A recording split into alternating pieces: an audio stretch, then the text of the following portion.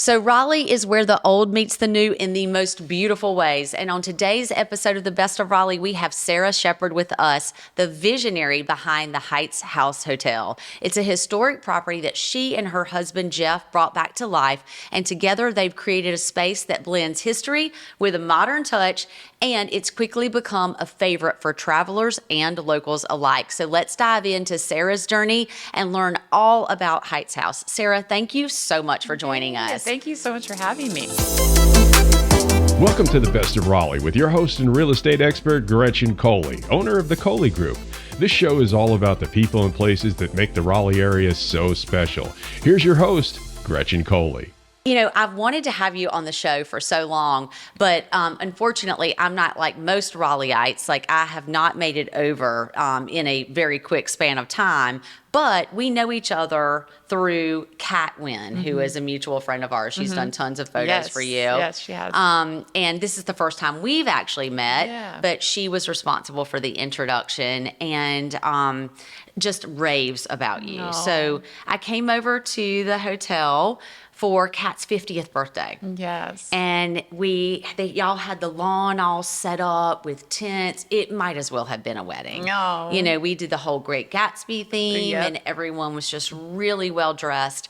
And the venue was out of this world. you. Congratulations Thank on you. such a beautiful I'm glad you job. got to celebrate it in like with your friends' celebration and stuff. I mean, that's probably my favorite thing to do at the property is celebrate people, and it lends itself so well to having a great gathering and celebration. It's really difficult to take something like what you started with and end with a product like you've ended with. And before we get into all of that, I want to just learn a little bit about you, because I've read all the articles, I've heard all the things, but you seem like a really incredible person and you love Raleigh. You've been in Boylan Heights for a long time, right? I do love Raleigh. You know, I've lived a lot of different places in my nearly 40 years, but I've lived in Raleigh the longest, and about 12 years now, and it's changed so much since I've been here, but particularly the last 5 years, I'd say it's changed a lot, and opening a business here has been no small feat, but the people that are here and the other business owners are part of the reason I love this place so much. So it sounds like you're calling Raleigh home for a while. I am, yeah. Yes, and you grew up traveling around. You said that you were the child of a military family, right? So you moved around quite a bit.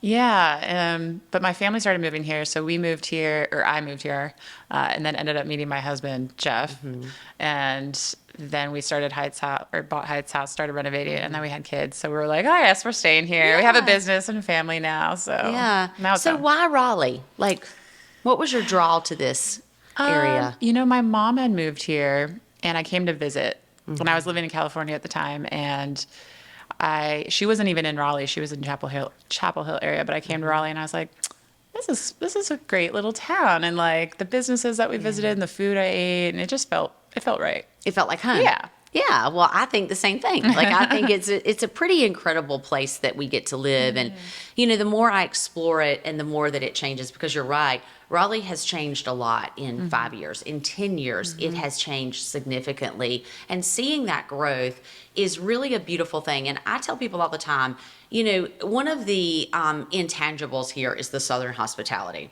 It doesn't matter where people come from, and they come from all over now. Like, you came from California, they're coming from New York. But when they get to Raleigh, they settle a little bit, and they kind of get ingrained into this kindness and the hospitality and a little slower speed of life, and they really enjoy it. So you were in Boylan Heights. You have said that Heights House began as a feeling. And I've read that you walked by it day after day. Tell me a little bit about jumping in and saying, you know what, to take it from the idea to what it is today. Well, I guess to backtrack, I've written a lot of business plans in the past. I had that entrepreneurial itch. Always wanted to open my own business. I wasn't always like, it's going to be a boutique hotel. But I was living in Boylan Heights and walking by the property every day on my way to work. And it was a breathtaking building. I mean, it was in shambles, but it was beautiful. I've always loved old architecture, and I've loved to travel. I've traveled my whole life. And I kept thinking that Raleigh really didn't have anything quite like that. There's some wonderful places to stay here, but there really wasn't a historic boutique hotel that wasn't a bed and breakfast, but wasn't a big name hotel. And so the house really lended itself to the idea initially of this feeling of like community for local Raleigh people, but also people visiting Raleigh, like showing them how special Raleigh is. So yeah, the house, I was like, you know what, I'm gonna write another business plan for this house. And it was a lot of luck, a lot of determination. I just knew I wanted to make it work. I don't think anything is luck. I think luck happens when you're prepared and you're persistent. Yes. And you are going down a path that you're passionate about, right? And it sounds like to me that you're super passionate about And I this. wasn't like, maybe I'll see if this happens. I was like, this is happening one way or another, and I just needed to figure out how to get there. So what was your first vision? Was it just to make something out of this house, or was it to create more of a venue or the hotel? What? It was definitely the hotel, like that, and a space to have in-house events, which we can talk about more, but I really wanted a space where the local community could come and enjoy it, not just travelers. So it was more, okay, I'm making a hotel, and how do we make revenue to support this, and then how do we open it to the community? So it started as just a hotel, then it grew into the bar. Now everyone can come and have a drink, and then we started hosting events. So it's just kind of like... It has morphed. Yeah, it's morphed. Yeah, and I've seen that. I've seen it more from just the hotel. One of my actual marketing strategists stayed with you all when she was here from New York visiting and raved about it. Raved about the staff, the experience as a whole. Loved the room. Just really, and also really liked the fact that locals were coming in and she could kind of hang out in the parlor and get to know people who were local to Raleigh. It really got her a very high level understanding of what makes Raleigh special, being from New York, that she's been able to kind of bring in. That's exactly what I wanted. And I wanted somewhere, like from someone out of town too, to come and be like, wow, someone really thought about everything in here. I picked everything in that hotel that I would want in a hotel, from the sheets to the Do you stay there very much? Not anymore. I did in the beginning to make sure all the rooms were good, but now I can't really relax there. I totally get that. So tell me a little bit about the history of the house. I've read some articles, but I think it'd be great for the viewers to really understand, when it was built and... Yeah, I'll try to keep it concise because I got very lucky in the beginning, and there was a whole thesis this man wrote in 1979 about the house, the original family, and the history. So it was very accessible. But in short, it was built in 1860 is when it completed. So it's been around a long time. It's mostly been a residential house owned by just individual families. It was a Baptist church in the 50s, 60s, and 70s. And then another family bought it and renovated it before we got our hands on it. And it's seen a lot of changes we're only the 10th owners, but each person kind of, took some original stuff down or added something. So what we wanted to do when we got it was really take it back to what it originally looked like. So it is a historic landmark too. So we really wanted to preserve all those beautiful details that I feel like they don't make in houses anymore. There's just and it was so well made, but cosmetically there had been a lot of like rain damage or water damage. I needed a lot of TLC. There's some people I walked through there that were like, "You're crazy. How are you going to do this?" But I just saw beauty, behind all the peeling plaster. What is the style of architecture? So it's an Italianate architecture. It was built by an English architect, but it was Italianate. It was a really popular style back then. So it's kind of like Victorian, but not as ornate. And it has a lot of curves. Classy. Sophisticated. Really beautiful. So it was preserving all those details and the molding and the curves while infusing a little bit of modern touches, modern lighting and floor, carpet and stuff like that. So it didn't feel dated. It doesn't feel dated. When you walk in, I was awestruck by the windows, and the fact that they're still there. And I'm sure some of them have had to be replaced, but really floor to ceiling, like beautiful arches, gorgeous molding that doesn't feel overdone. Like you said, it doesn't feel Victorian where No. everything is so ornate Yeah. that it feels just a little like stuffy. Yeah. It feels like a modern property in really old bones with the Yes. character kept. And that is the beautiful thing about the space. I love It's hearing you say really that's incredible. exactly what I was trying to do. And Yeah. that people can walk in and feel You that. nailed it. Hey. And if I would have walked that house with you, because I've been in construction for a long time, I would have said, "You're crazy. You cannot do this. Like, there's no way." But when you're so excited about something, Oh, yeah. and just like you saying, you had to bring it to life. That is a passion that it would take a force of God to stop you from doing that. But it sounds like the Baptist church kind of like just the juju that was in Maybe that there was there. kind of helped you walk through it and made sure it was preserved. So I want to talk a little bit about what is it like owning a luxury boutique hotel or property? Luxury, Yeah. what is the term you like to use for it? Because it is a hotel, It is a hotel. but it's also a venue. It's also a venue. it's also a bar. It's a property. I like just Heights House, hotel, property, venue, hotel. What is it like? It's really special. It was a labor of love for sure. And so my favorite part about it, people always ask me what's the worst part, best part, would I do it again? I'm like, the best part is the people. Yeah. Like I think it's just the space, and I give myself credit. I feel like I'm attracting the people that I want to attract, and they're really amazing people. So interacting with people every day over breakfast and at check-ins is my favorite part.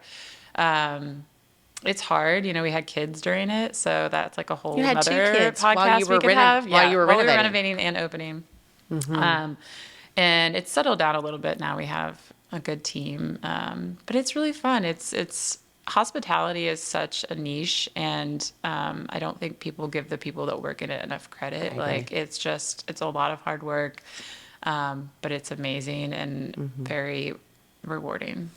It is, and I agree. Hospitality workers don't get enough credit because without them, and we saw it during COVID, without them, things change. Like, and I found, and I hate to even say this out loud, but I found during COVID that I really loved being served. And because I feel like we work so hard every day, we're running like crazy as business owners, mothers, whatever it is that we do, to be able to go and spend time somewhere where people take care of you. It's the best. It's divine. And- It is. And I have hired some amazing people. Like my team is amazing, and they love Heights House, and they love the people. Oh, they're that come sold on there. it. Yeah, They drank the Kool-Aid. they drink the Oh, Kool-Aid, yeah. and I'm very grateful that I found them. Yeah, it's They're amazing. So what are some fun events that you have coming up? Tell us a little bit about like what's going on. I know you've got a page on the website. Yes. We'll link all the details Yes. below that you can go to. But what are some of your favorites? Because I would imagine you're curating these yourself Yes. because they're experiences you want to yes. have, right? Oh yes, this was the best part. Like when you get to be creative and do events that I wanted to do. So this fall we have on our website. You can go to the event calendar and see we have music on the lawns with food trucks and local music, stuff for kids. Those are our kid-friendly events. Normally, the hotel itself is not kid-friendly, so those events are really fun. We do afternoon teas, not every day, but check our calendar, which is very like a labor of love for me too, because I love afternoon tea, and there aren't a lot downtown Raleigh, so that's really great. Our parlor is open every day but Monday, so you can come and experience the common spaces in the house and our amazing Italian influenced parlor. So Italian wines, cocktails, charcuteries that I curated everything. So if it's bad, you let me know, but it's amazing. It's not going to be bad.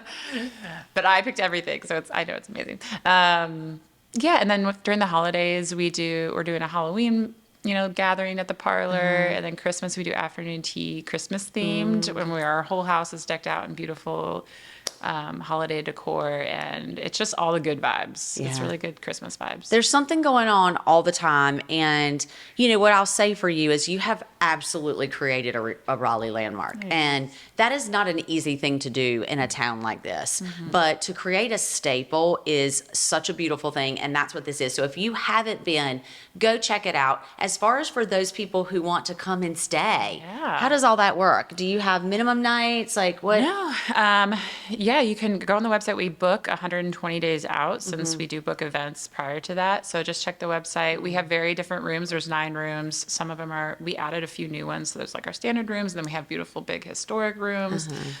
So there's a very like wide range of options if you're booking a room. And breakfast is included. It's a beautiful breakfast. And it's a great place to relax. We have a lot of people locally that come for a staycation, and Yeah, I've had friends who've gone and stayed for a little staycation. You can walk downtown to dinner and come back and have a cocktail. It's in an incredible location. Yeah. So where is it? It's in Boylan Heights neighborhood in downtown Raleigh.